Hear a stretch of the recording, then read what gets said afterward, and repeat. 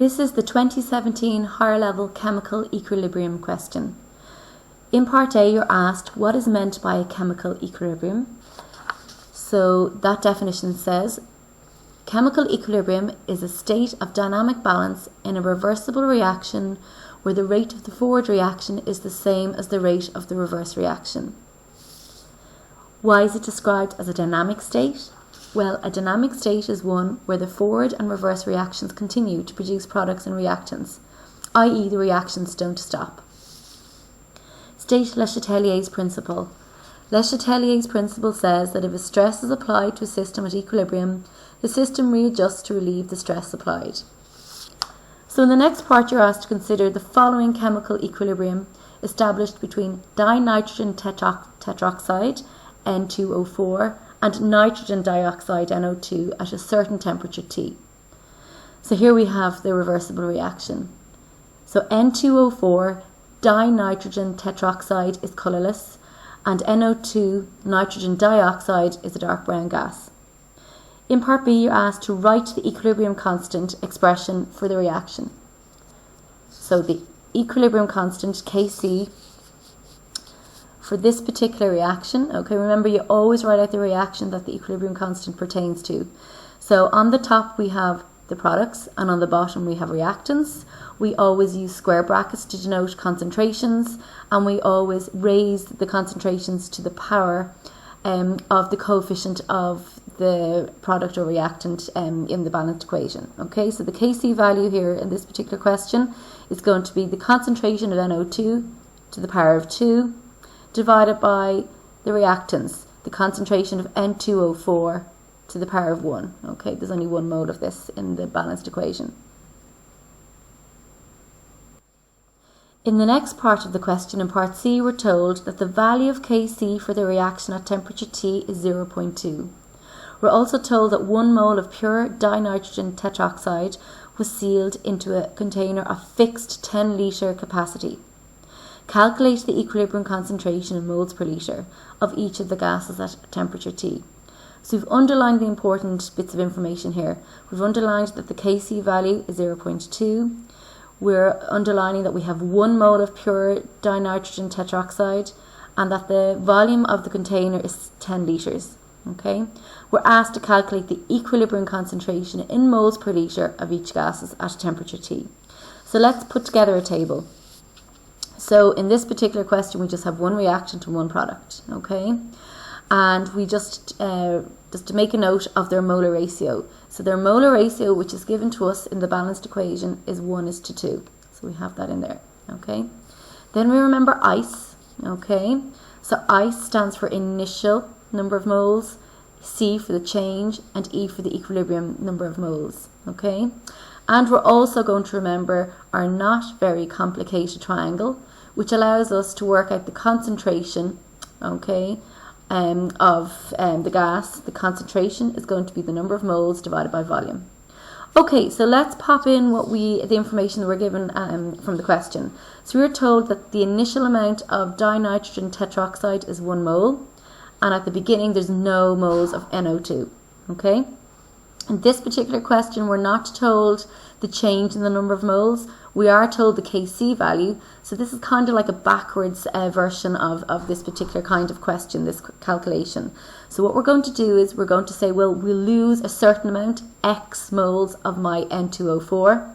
And because we have a molar ratio of 1:2, that means I'm making double that amount. So 2X moles of NO2. So this is my change, okay, throughout the reaction, until it reaches equilibrium. So at equilibrium, we're saying that we started off with 1 mole, we've lost X, so therefore at equilibrium we have 1 minus X moles of N2O4. And we had no moles of NO2, but we added 2X moles of it during the reaction, so at equilibrium we have 2X moles of NO2. Okay, so staying at equilibrium, we're going to change the number of moles into a concentration. So using our not very complicated triangle, concentration is number of moles divided by volume. So my number of moles for my N2O4 is 1 minus X divided by 10, gives me an expression for the concentration of N2O4 at equilibrium. Similarly, the concentration at equilibrium for NO2 is 2X over 10. Okay, so now we have an expression for their concentrations at equilibrium, and we know that the Kc value is 0.2.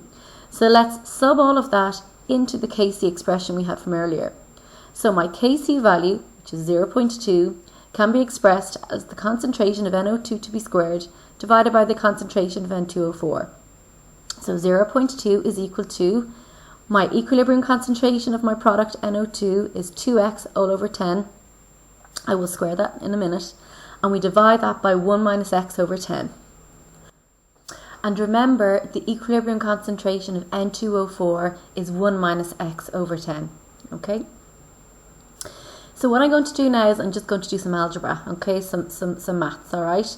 So I'm going to square my 2x over 10, and that'll give me 4x squared all over 100. Okay? And that's still being divided by 1 minus x over 10. Okay? So what I'm doing now next is I am just letting my 0.2, let me just move it down here, okay, so I'm taking this expression, so 0.2 is going to be equal to 4x squared over 100, all divided by 1 minus x over 10. And when we divide by a fraction, we know from maths that what we do is we take this fraction, we invert it, so turn it upside down and multiply it by my 4x squared over 10. And in doing that, you'll see that I'm cancelling the 10 here, okay, with one of the 10s in the 100 here. So basically my 100 becomes 10, okay. So I've cancelled 10 above and below, okay. And I'm just multiplying the top rows now. So 4x squared by 1 gives me 4x squared, and 10 by 1 minus x gives me 10 times 1 minus x.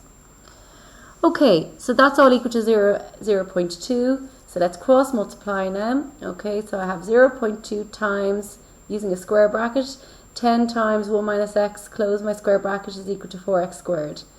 What I'm doing in the next line is I am just multiplying out this bracket here. So 0.2 times 10 is just 2. 2 times 1 minus x is going to be 4x squared. Multiplying out this bracket, 2 by 1 is 2. 2 by minus x gives me minus 2x is equal to 4x squared. Bring everything to one side, and I end up with a quadratic. So 4x squared plus 2x minus 2 is equal to 0. So in this quadratic, my a value is 4, my b value is 2, and my c value is minus 2. Okay, so I'm going to solve for x now using my trusty minus b formula. Okay, so x is equal to minus b plus or minus the square root of b squared minus 4ac all over 2a. And I sub in those values, okay, and work it through. I'm going to get two values for x. I'm going to get x could be a minus 1 or x could be a 0.5. Now, one of those values doesn't make sense, okay? So there's no such thing as having minus 1 mole of anything. That's not possible. So therefore, 0.5, that one is plausible. So we'll take this answer. So we're saying that in our calculation, x is 0.5. So that allows me to go back up to my equilibrium concentration, okay, of my product, my reactant and product, okay, and subbing in 0.5 for x. So I have 1 minus 0.5 over x is equal to 0.05. And remember, this is concentration, moles per litre. And my equilibrium concentration of my NO2, if I sub in 0.5 for x, gives me 0.1 mole per litre. Okay? So that's my final answer. I was asked in that part of the question to write out the equilibrium concentrations of N2O4 and NO2. So I have them there written in pink. In part D of this question, we have that the colour of the equilibrium mixture is paler at 0 degrees Celsius than at T, where T is a temperature that's greater than 0 degrees Celsius. We're asked to explain your reasoning, deduce whether the decomposition of dinitrogen tetroxide into nitrogen dioxide is an exothermic or an endothermic reaction. Okay, so let's take a look at this. All right. So we have our equilibrium reaction here, okay? So our N2O4 is colourless and NO2 is dark brown. So we're told in the question that the equilibrium mixture is paler at 0 degrees Celsius than it is when the temperature is higher, okay? So what we're saying is when the temperature is cold, we have a colourless mixture. When we heat it up, it goes darker, okay? So having a colourless, a paler mixture, I should say, would indicate that more N2O4 is present, which would indicate that the back reaction is being favoured, okay? So we're using up NO2 to make N2O4. And also, if we have an equilibrium mixture that's darker at a certain temperature, that would mean that we're making more NO2. So that would mean we're favouring the forward reaction, okay? So let's look at that again, all right? So we're saying that at lower temperatures, we have a paler reaction, okay? We have a paler reaction mixture. So, and that therefore means that we're favouring the reverse reaction, okay?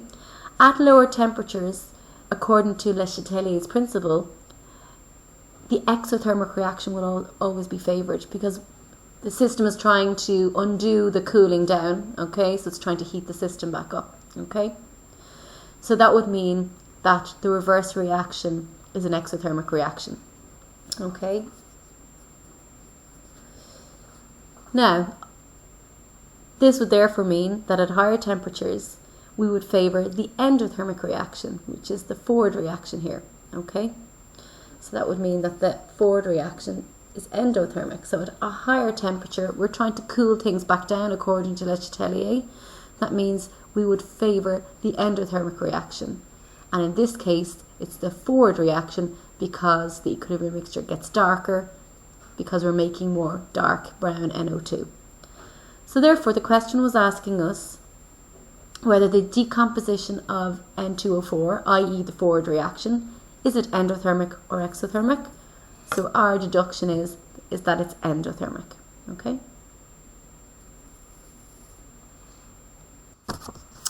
And the very last part here, part E in this question says, would there be a change in the value of Kc at T, so temperature T, if a different initial concentration of dinitrogen tetroxide were used? Explain your answer. So there's two things you have to do here. You have to state whether you think there will be a change or not, and then you have to explain your reason on that, okay? So I'm sure you remember that if we change the concentration, okay, of either reactants or products, okay, there will be no change in the Kc value, okay? So changing the initial concentration of reactants or products do not change the Kc value. The only thing that we can do to change the Kc value is to have a temperature change. So only a change in temperature will result in a change in the Kc value.